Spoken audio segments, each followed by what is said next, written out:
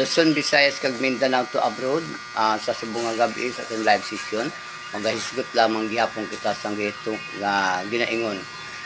Mga pasumbingay, mga istorya, ah, parabol, mga palaanggid-anggiran kag nagahubit kita sang gitawag nga opposite atong ginahisgutan, sining aton nga live session. Padayon kita mga kaigsunan, pero sa subong ang gabi kinahanglan naton ang pag-apply sa aton sang mga maing lawas man, ani kinahanglan naton ang pag-atipad sa aton lawas sang maayo para nga hindi kaayo kita magkasakit. Kag ako nagagamit ako sang Lindsay Coffee imbis ako matulog ay maayo ang akong tulog, maayo ang akong pagpangihi sa panahon nga o ko nagamitin ako sang ilimnon nga Lindsay Coffee. Kini produkto kini sang DXN, ang Lindsay Coffee, amo ini ang ginainom ko kanunay sa antes ako matulog o sa sining akong ulo istorya diri sa social media sa akong live session. Pag nagahisgot kita kanunay sang mga pasumbingan nga mga istorya kag ginahubad naton ang mga sugilanon biblical, mga gibilin kay ngano man nga naga-hisgot kita biblical kay kining atong kung nagtuo kita sa nga may Dios ang kalibutan kag kining atong panginabuhi gigamhan sa Dios, siyempre halos kada oras adlaw-adlaw magasandig kita sa Dios sa atong mga ginubuhaton, sa atong mga obligasyon, sa adlaw-adlaw nga tanan gikinahanglan naton nga magsandig kita sa Dios kag magsalig sang iya mga guidance para sa atong ikaayong lawas o sa ikaayo sa atong pamilya. Sa subong nga gabi padayon kita nga hinatunta nga makahatod ko kaninyo sang mga maayong balita pinaagi sa paghatag sang mga ideya o mga pagturunan diri sa aton live session sa karong gabi sa akong mga kahibalo o mga nakatunan bahin sa akong pagkamisyonaryo samtang ako nagamisyon kag nagahatag ako sang mga ikaayo nga mga balita sa atong mga kaigsunan. Gani sa giingon ko na ang akong kape sa subong nga gabi upod ang atong pagpangapi-kapi ang Lindsay Coffee nga product sang DXN.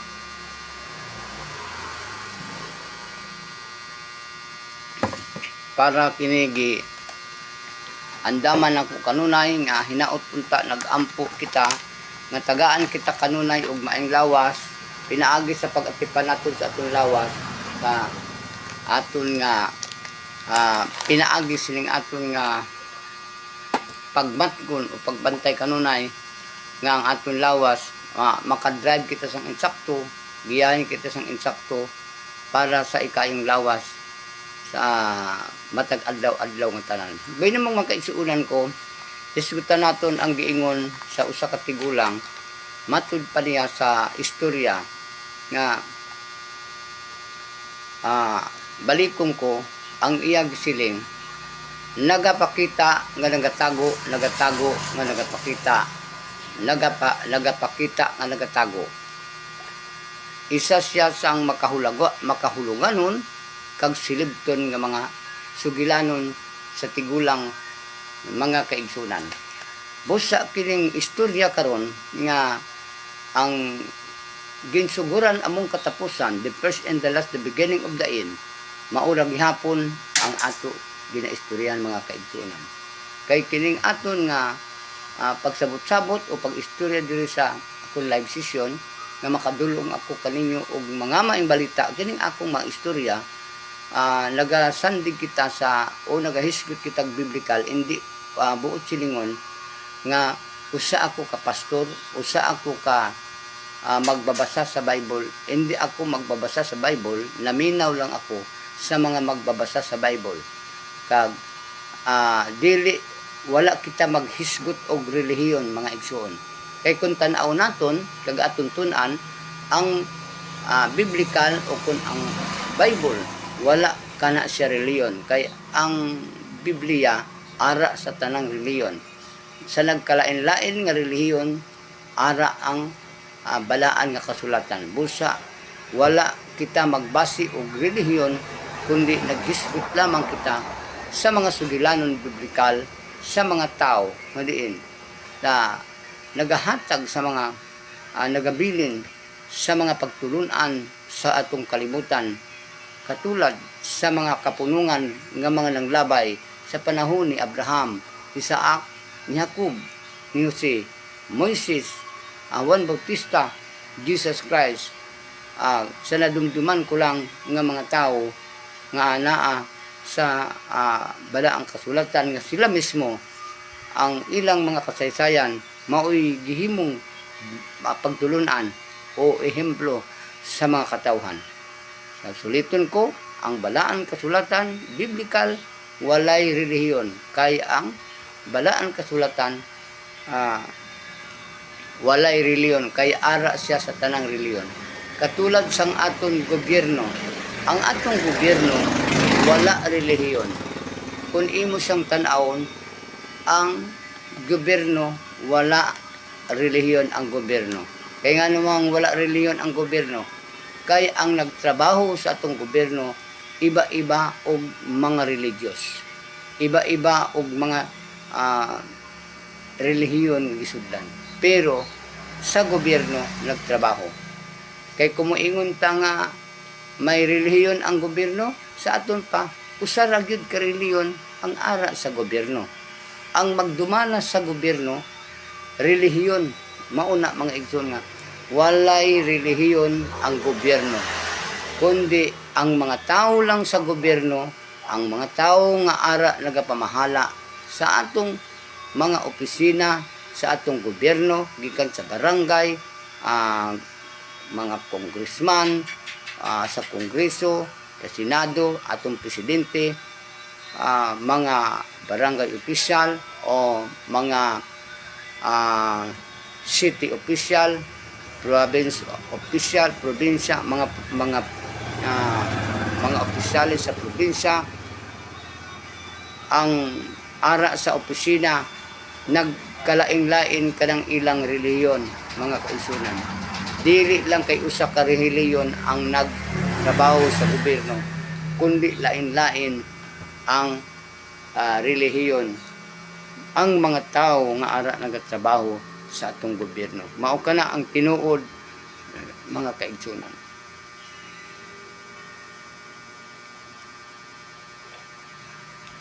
Mao kana nga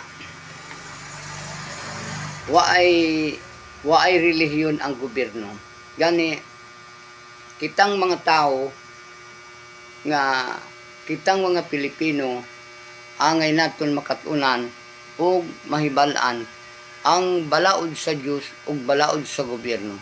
Kay kun ang nung balaod sa gobyerno mausab ang balaod sa Dios, ug ang balaod sa gobyerno walay paryente, walay asawa, walay mga anak, walay mga igsuon, walay mga paryente, walay mga amigo ang gobyerno, mga kaigsuonan. Mao kana ang tinuod imo sang lantawon, kay ang batas nga ina sa gobyerno. Ano ang gobyerno? Ang gobyerno mao ang tao, ang tao mao ang gobyerno. Mao kana ang tinuod, mga kaigsuonan diya kun atong lantawon. Busa nganong nagisgot man ta sina, mga igsuon, kay sa panahon pa ni asa man gikuha ang mga pundasyon sang aton nga grupo, nagkalain-lain nga grupo, o labi na sa atong gitawag og senado, aduna kitay presidente, ug aduna kitay 12 ka senador, o gisundan sang 24 ka senador. Katulad na siya sa panahon pa ni Jesus Christ. Pagkarinig Jesus Christ sa kalibutan, nagtukod siya og kapunungan nga iyang gipili ang 12 ka tawo. ang 12 ka tawo amo to nanday Pedro, Juan, Lucas, sa Mateo, Judas, kag kung sino pa to ang mga tawo nga gipili sa atong Ginoo nga nahimo niyang mga opisyalis sa iyang association kumbaga sa panahon naton karon. Association sang una ang tawag sina wala lang ko ideya sang tawag sang una, pero nadunggan ko kanang mga hurubaton o mga inistoryahan nila sa gitawag nga association sa pagkakaroon ang ila usa ka tribo, mga tribo ang tawag o unsa pa na diha, may mga iglesia pa silang tawag anang grupo sa unang panahon, mga kaigsunan. Kay madamo man kita nga hindi maintindihan kay kitang mga Pilipino wala pa man gyud nagtudlo kanato sa mga katawhan nga ang relihiyon dili dapat mag-intra sa atong gobyerno.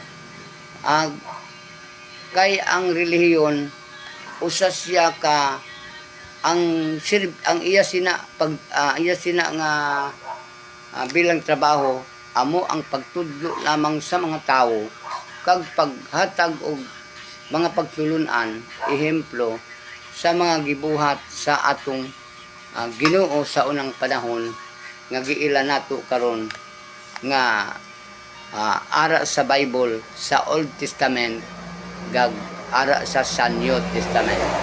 Sila og ngano nakaingon man ko nga sa Pilipinas do na kitay presidente, may 12 ka senador, din sundan sang 24 ka senador.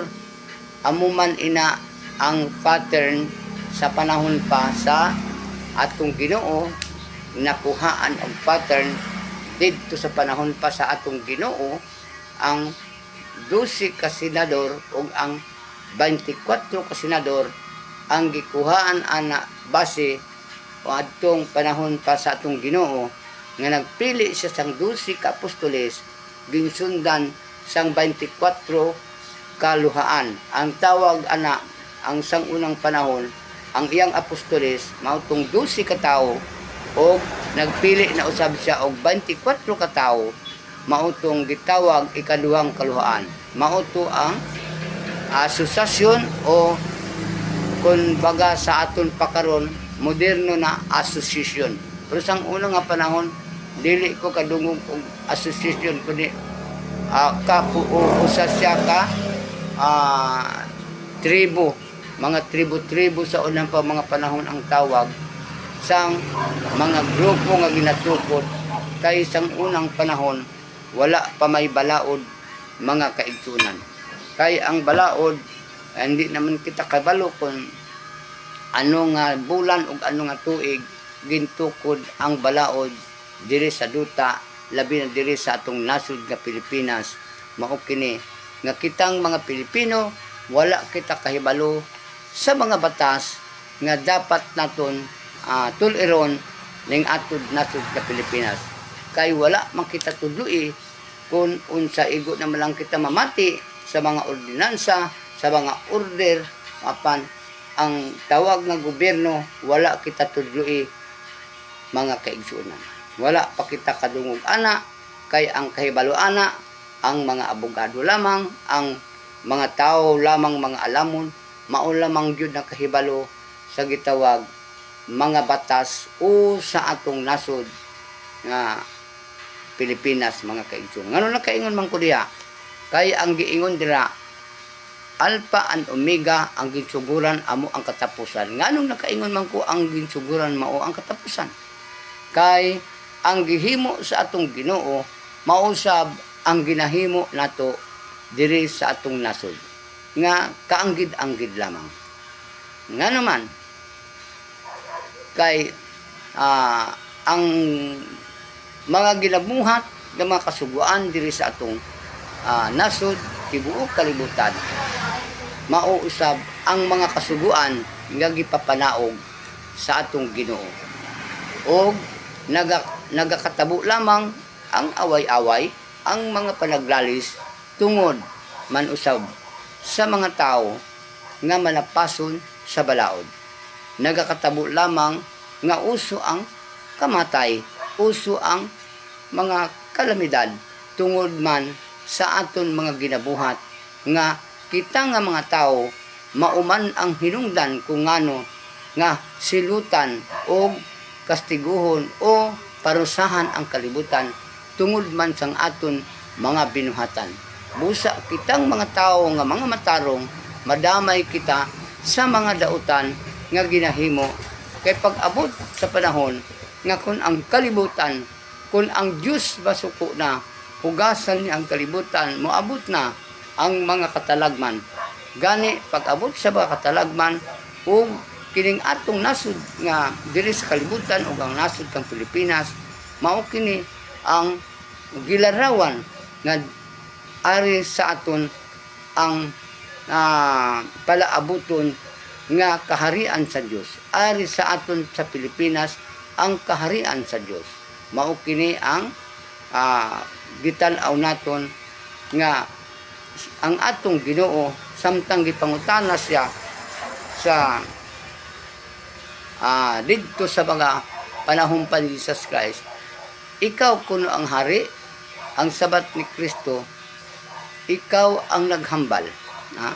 Pero wala siya maghambal nga siya ang hari, kundi gimpamangkot siya, ikaw kuno ang hari, ikaw kuno ang anak sa Dios, ikaw ang naghambal. Wala siya gaako nga siya ang Dios, wala man siya gaako nga siya ang hari, kundi ang sabat ka lang, ikaw ang naghambal. Sa aton pa ang iya istorya diretso, direct to point ang iya istorya. Kung wala ka common sense, kung wala kay kaalam, dili nimo masulbar kung unsa ang iya sabat. Kay may buot silingon ang iya sabat, ikaw ang naghambal. Sa aton pa hindi man siya nagasiling nga siya ang hari, hindi man siya nagasiling nga siya ang Dios, pero kahibalo siya nga ara sa iya ang amay kag siya ang anak nga gitawag siya ang anak, siya man ang amay kag ang anak isa lang, mga kaigsunan. Mao kini ang istorya nga the first and the last, the beginning of the end, ang ginsuguran amo ang katapusan, kay mausab ang mga panghitabo sa panahon ni Abraham, ni Isaac, ni Jacob, nga ang amay ug ang anak o Sara. Kay nga naman si Abraham ang iya successor si Isaac, o sa aton pa napatay si Abraham, gimbuslan siya ni Isaac, ang si Isaac ug ang si Abraham isa lang. Sa aton pa ang amahan ni Isaac nga mao si Jacob ug si Isaac isa lang. Yan. Pagkapatay na usab ni Isaac, iyan na pong gibilin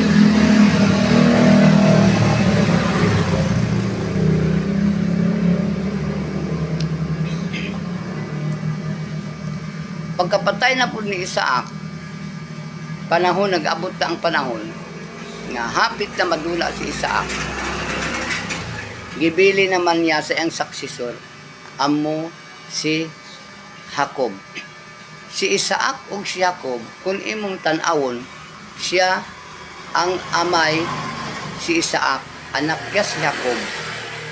Si Jacob ug si Isaac isa lang. Sa atong pa kung imo sa tan-awon, ang amay ug ang anak isa lang. Maura gihapon, mga kaigsuonan, nga Alpha and Omega ang atong kinabuhi sa kalibutan, pabalik-balik man. Gani mao kini ang atong gilantaw o ang atong mga analisis o ang atong giistorya diri, mao manggani nga ikaw, ako o kita ang may kalibutan. Kay nga naman opposite kita sang kalibutan nga dako, balik-balikon ka man nag-istorya ang dako nga kalibutan o ang gamay nga kalibutan. Kaysa tinuod lang ang istorya nga ini, wala dili nimo ni mabasa sa balaang kasulatan. Kay ang balaang kasulatan isa siya ka pasumbingay o parabol. Katulad sa giistorya diya karon. ngano makaingon man ta nga ginsuguran among katapusan alpha and omega hangtod karon dili pagid nato na masabtan kung unsa ang alpha and omega.